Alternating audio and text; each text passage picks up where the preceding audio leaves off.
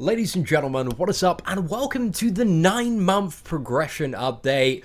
I cannot believe that we've only been playing this game for 9 months. Like, it feels like Marvel Contest of Champions has been such a big part of my life for such a long time, but realistically, I only picked up this game in March. And when I did pick it up for like the second time, because initially I played it around the launch, and I didn't really get hooked then, but when I started playing the game, when I brought a brand new iPhone 6, I was hooked. I was in love with the game.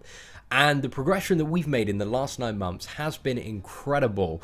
I know people have been playing for 2 years. People have, spent literally thousands and thousands of dollars, about 4 to 5 times the amount that I've actually spent on the game, and actually haven't got close to the level of progression that we're at the moment. And that's partly due to two things. It's partly due to an astronomical amount of luck, and also a lot of grinding, a lot of time taking to kind of figure out how to beat certain challenges efficiently, and which characters to use, and spending our resources very carefully in order to maximize the amount of progression that we could get on a monthly basis. And I think we've done an exceptional job of that. I mean, looking at the roster now, I'm almost in a position where I am 100% ready for anything that Act 5 could possibly throw at me. But that's something that I'm going to be working on, is just getting it to like 100%. I'm fully ready. I have an amazing character for every scenario that could pop up. But in terms of like being able to like counter like most things in the game, we're pretty much there. I mean, we've got the Star-Lord, 5-star Star-Lord that we took up to rank 4 today, so that is the key component that we need for Labyrinth of Legends, which we're going to be doing. Maybe not this week. Initially in the video, when I kind of ranked him up earlier, I was saying, oh, we might get him start doing the Labyrinth toward the end of this week, because I need a few days to practice and really upskill, because I don't want to get to don't want to be like just kind of running in and then dying after like a few hits, and then just keep on doing that again and waste a lot of like time myself and revives and units on that. I want to make sure that like I have a really sufficient or above average skill level before attempting a solid run, because there are like 20 bosses in there, so it's a lot of time, a lot of effort, and quite possibly a lot of revives and units invested if we do muck up, which I assume we probably are going to quite a few times considering its length. So I want to make sure I'm like 100% ready skill wise for that, and I still know that I have a little bit to improve on. One of the challenges as well with Labyrinth of Legends is that all the bosses have evade. That is really fun, and evade is still like one of my really, really weak points. I just need to kind of be ready and be prepared that any time like a boss can evade and then smack me in the face, and I need to like have lightning fast reflexes to counter that. So it's a lot of practice on Red Hulk before I get to that level. But in terms of the roster, let's go through again some of the big upgrades in the last month. And I don't think there have been, apart from the Star-Lord, there haven't really been like that many rank ups. I've got a lot of new characters that have joined. So I'm quickly going to filter by the 4-star and 5-star champions, just to show you guys kind of where we're at roster-wise. Have quite a few, rank 4, level 40 champions at the moment. So that's going quite well. We got the Rhino as well, the 5-star Rhino. Really, really happy to get that champion. Again, one of the reasons he's not ranked up yet, and you'll see like, especially like on like the Black Widow, the Crossbones, the 4, we do have the components necessary to rank them up. But one of the problems that I'm having at the moment is a huge deficiency of gold. Like ranking up characters to rank 550 or, rank 4, level 55 like we just did, is so expensive gold-wise. It is incredibly expensive.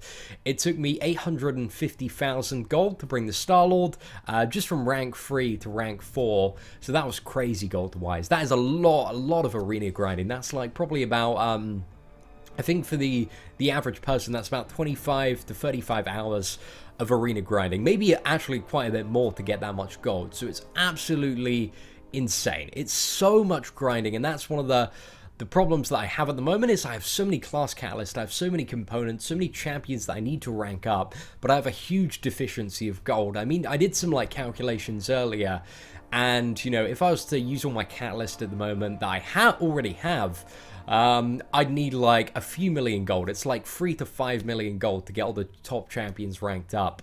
So yeah, it's a lot, guys. It is a lot, and that's one of the things that's a little bit annoying about the game is I have all the catalysts, I have all the components. I have like, well, I have a bit of ISO. I don't have like too much ISO, because if I did have a lot, I'd just sell it for gold. But yeah, it's just gold, and I really hate that. Like, everybody's always asking, Seatin, you gotta do a gold farming guide. And, like, the guide to farming gold is literally do arena until you hate yourself. And that is it. You just need to keep on doing arena again and again and again. But I need to do, like, several hundred hours of arena to get enough gold to rank all my champions up. And that's a pretty depressing thought. However, maybe slightly uplifting thought is one of my data miner friends, has been digging through the files of the latest update and managed to find these 3 images of gold. Now, we have no idea what they're associated to, but hopefully, and this is something that I'm really hoping, because again, gold is my huge problem at the moment, the huge barrier to stop me from having all these rank, you know, bring my 4 up to 550, bring my Black Widow up to 550, bringing the Rhino up, and also the Storm, you know, we can get, we can rank her up as well. We're like 120 fragments of being able to do that, so that's pretty crazy. But it's the gold, and I really hope that they have some sort of like crazy gold rush event, because this is like a really big problem for me at endgame. I mean, I don't want to grind like arena just for the gold. Like, that kind of sucks. I mean, like, we're gonna get there eventually. Like, with duping champions, I mean, duping a 4-star champion is really good for gold, because you can also, like, sell all the ISO and stuff and get a big chunk of that way. And again, another reason why you never sell your 4-star champions. You get 24 tier 5 ISO, so that's really great. But I'm really hoping that the next update, or one in the future, kind of brings more ways to get like really large chunks of gold. One of the games that I play, Star Wars Galaxy of Heroes, has a really nice kind of, what is it, galactic war that you can do on a daily basis. And that gives you like a ton of gold, plenty of gold to rank up all your champions. So I'd kind of like to see a mode of gameplay like that, where it rewards you with a lot of gold outside of arena, because again, that's like my huge problem at the moment, especially with like Alliance Quest weekly donations as well. It just makes farming gold such a pain in the ass. And I can't believe that I've got to a stage in the game where like gold is my really big inhibiting factor. Like, that sucks so bad. But, you know, we'll get past it. We'll get past it eventually. So we've also duped the Black Widow from this weekend's arena, which is an amazing addition to the roster. So really happy to get that champion. Aside from that, again, we've got like a lot of new champions in the last month and a bit. Like, we got Kamala Khan, Joe Fixit, Iron Patriot, War Machine, Iron Man. The problem is, again, like gold, I just don't have gold to rank these up, have all the other components, and they're so easy to get, but it's just kind of like, to get them up to 330 is going to be a couple of 100,000 gold each, and they're just really more points for arena. And at the moment, I'm kind of in a position where I can grind like any basic champion I want, so it's not really a priority to get these champions up. It's more focusing on, you know, getting like the Black Widow up, getting the Rhino up, getting the Storm up, and also the 4 up, because guys, you gotta check out my catalyst situation. Honestly, it's absolutely, it's pretty crazy in terms of what catalysts that we have at the moment. I showed it yesterday briefly on stream, but just to update you guys if you didn't watch that, all the tier 4 ones. So yeah, we got 9 basic ones, we got 5 cosmic, so not only can we bring up the 4, but we're also like one off being able to, you know, possibly take another champion to 550, and Hyperion is coming to the game, actually this Thursday in Arena, and we're going to be doing the standard, you know, 20 featured crystal opening for that, because the featured crystal openings, guys, they are amazing for my channel. And I have a lot of you ask me, Seatin, why do you do these crystal openings? You just get shat on half the time. And it's not really for my in-game progression, it's for the channel. Like, they get a ridiculous amount of views.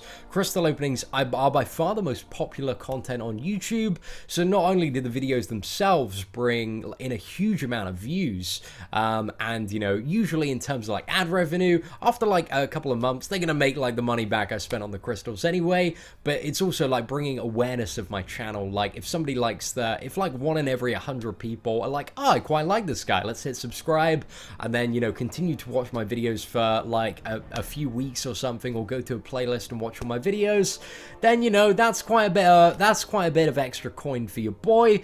So yeah, the featured crystal openings, guys, aren't really for progression, and and, you know, if you do want to spend money and progress on the game, I definitely do not suggest buying them, and I try to make that clear in, like, every featured crystal opening. But from, like, a channel growth point of view, and from a business point of view, because this is my my full-time occupation, they are amazing. They are so good for me as a full-time YouTuber. But, you know, if you're just playing the game, if you want some solid progression, you probably want to give them a miss. Or at least, you know, well, I think it's quite fun. Even when I wasn't making YouTube videos on them, I'd buy maybe like 2 or 3 every week, just from the units that I farmed, just to see if I got anything good. Every time it was rubbish, but, you know, there's always that little bit of excitement, like, damn, crystals are just addictive, right? So, just to kind of recap and let you guys know what I'm focusing on at the moment, it's really 3 things at the moment, which is, the first is doing Labyrinth of Legends with the Sturgill, to complete that and get all the amazing rewards for completing it the initial time. My second priority is kind of building a bit more of a solid Alliance War defense. I don't really have, like, that many good defenders, so I'm looking to get champions like Rhino, Electro up, maybe dupe the Spider-Man, and just get some more solid defenders overall. And the final thing is kind of just building on the utility that I already have and making sure that I have champions for every possible scenario that could occur in Act 5, because we're expecting Act 5 on the leaked timeline that we covered at the weekend in about February time. So, you know, we've got a few months to kind of progress towards that, but I want to make sure when Act 5 comes, we are ready with every possible piece of utility so that we can absolutely demolish it, get the best rewards, make all the awesome video guides, and do some really cool gameplay on it. So, ladies and gentlemen, once again, thank you for watching this progression update and video. If you did enjoy it, feel free to smash that mother flipping like button. That'd be greatly appreciated. Apart from that, guys, take care, and I hope that you have an absolutely fantastic day.